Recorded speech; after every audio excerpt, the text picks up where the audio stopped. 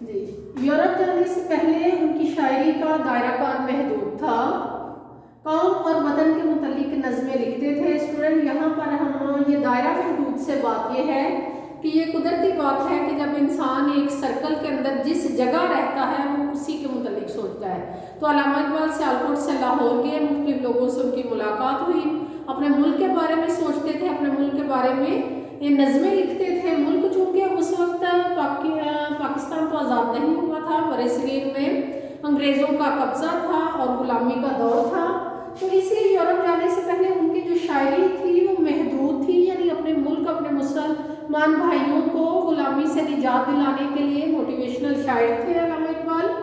قوم اور وطن کے متعلق انہوں نے نظمیں لکھی۔ قوم اور وطن یعنی وطن سے جو ان کی حب الوطنی تھی، وطن سے جو محبت تھی وہ ان میں کوٹ کوٹ کر بھری ہوئی تھی۔ بیشتر شاعری ان کی اردو میں ہوتی۔ اردو ہماری یہ اس وقت انگریز کی وجہ سے اردو کو نے فارسی کی جگہ لے لی ہوئی تھی اور اردو پورے عروج پر تھی، اردو زبان۔ اردو میں زیادہ تر وہ شاعری کرتے ہیں۔ یورپ سے واپسی کے بعد شاعری میں تبدیلی آئی۔ تو اسٹوڈنٹس جب علامہ اقبال برصغیر سے نکل کر یورپ میں 3 سال انہوں نے گزارے، مختلف قوموں سے، مختلف لوگوں سے ان کا واسطہ پڑا، مختلف تہذیبیں انہوں نے جب دیکھی تو ان کی جو ذہن کی وسعت تھی وہ پورے عالم پر پھیل گئی، یعنی عالمگیریت ان کے ذہن میں آ گئی۔ ان کی جو شاعری تھی وہ ایک ملک سے نکل کے پوری امت مسلمہ کے بارے میں ان کا ذہن سوچنے لگا۔ تو یورپ سے واپسی کے بعد شاعری میں تبدیلی آئی۔ سب سے بڑی تبدیلی یہ تھی کہ ان کا ذہن پھر صرف برصغیر کے مسلمانوں سے نکل کے پوری امت مسلمہ کے بارے میں سوچنے لگا، اور ان کی جو آنکھوں کے آگے ایک پردہ تھا کہ ہماری تہذیب کیا، ہم جو ہے نا وہ کس کی تقلید کر رہے ہیں۔ اس وقت یہ خاص طور پر سر سید احمد خان اور باقی لوگوں پر یہ الزام لگایا جاتا تھا کہ وہ انگریز کی جاب کرتے ہیں اور انگریز کی تقلید کرتے ہیں، پیروی ان کی کرتے ہیں، جب وہ خود انگریزوں کے درمیان انگریزی تعلیم حاصل کر کے آئے یورپ میں، تو ان کے ذہن سے وہ جو پردے تھے وہ چھٹ چکے تھے، انہیں کلیئر ہو چکا ہوا تھا کہ ہمارا جو اسلام ہے، جو تعلیمات اسلام کی ہیں وہ کسی اور مذہب کی نہیں۔ زیادہ تر فارسی وہ شعر کہنے لگے، پہلے اردو میں شعر کہہ رہے تھے جب تک برصغیر میں تھے، پھر اس کے بعد وہ زیادہ تر فارسی میں شعر کہنے لگے۔ فارسی تو انہوں نے مولوی میر حسن سے بچپن میں ہی سیکھی ہوئی تھی، فارسی اور عربی زبان۔ اردو شاعری میں شہرت 1901 سے پہلے ہی ان کی ہو چکی تھی۔ 1901 سے پہلے ہی وہ نظمیں لکھتے تھے، نظمیں ان کی چھپتی تھی باقاعدہ اخبار میں۔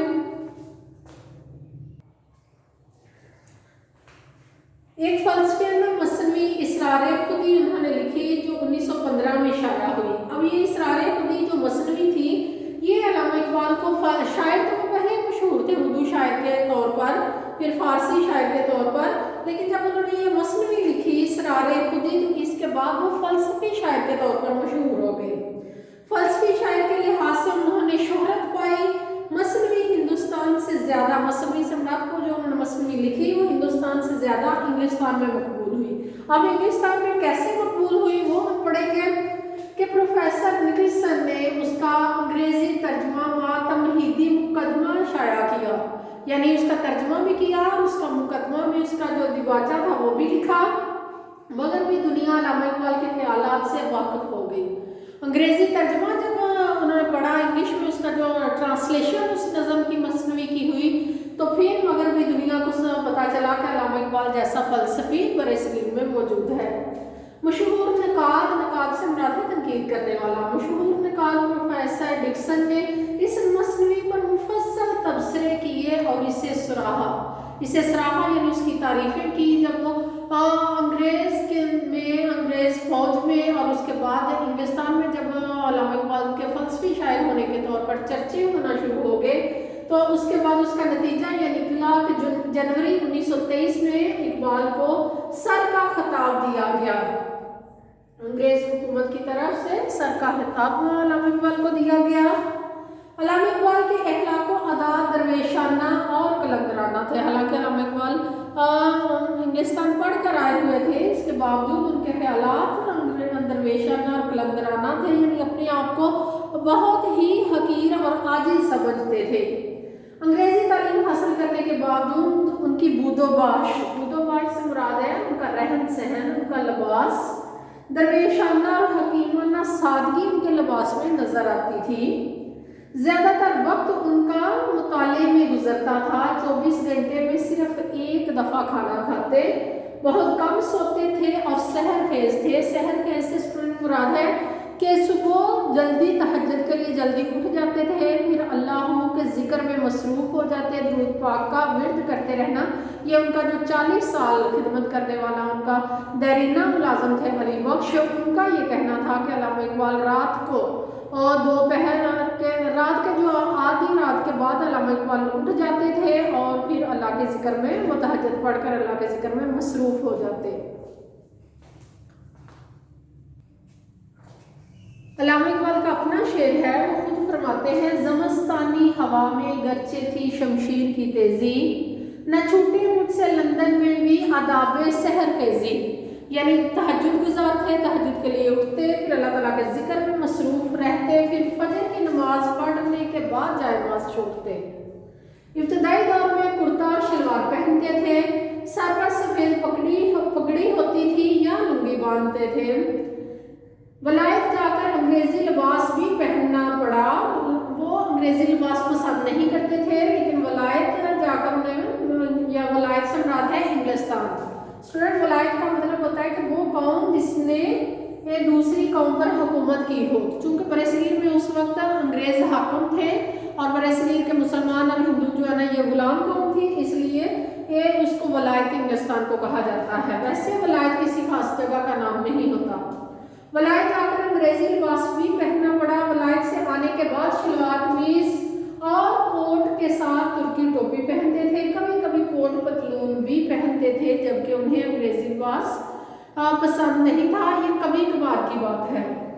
अल्लामा इकबाल वतनियत के सियासी तखय्युल के खिलाफ थे, यानी हुब्बुल वतनी में डूबे हुए थे और वतनियत का जो मेरा वतनियत का जो ख्याल था उसके खिलाफ और हुब्बुल वतनी में डूबे हुए। हुब्बुल वतनी उनके अंदर कूट कूट कर भरी हुई थी। वो कई कश्मीरी अंजुमनों के सेक्रेटरी भी थे। कश्मीरी अंजुमनों के सेक्रेटरी से मुराद, चूँकि उनके अपने आबा अजदाद का ताल्लुक कश्मीर से था, कश्मीरी पंडितों के एक खानदान से था, मैं आपको बता चुकी हूँ। अब वो सियालकोट में रहते थे। सियालकोट भी कश्मीर के साथ जुड़ा हुआ। जम्मू रोड से हम जाएँ तो कश्मीर की तरफ जाते हैं। तो उसके बाद अंजुमनों के सेक्रेटरी इस तरह थे कि उसके ज़्यादातर जो मामलात थे, सियासी मामलात, उनमें अल्लामा इकबाल की मुदाखलत रहती थी। उनके साथ उनको गाइड करते रहते थे, ख़तो किताबत जारी रहती थी। हत्ता कि जब अल्लामा इकबाल लाहौर आ गए तो यहाँ पर मुख्तलिफ वकला को ख़त लिख कर उनको सफरी खर्च का जो सफ़र का जो खर्च था वो देकर कश्मीर भेजा करते थे कि आप वहाँ पर जाएं, उनके मुकदमात वहाँ पर जाकर देखें। उनको एक ख़ास उन्स और मोहब्बत था कश्मीर से, कश्मीर के मामलात से, इसलिए वो कई कश्मीरी अंजुमनों के सेक्रेटरी भी थे।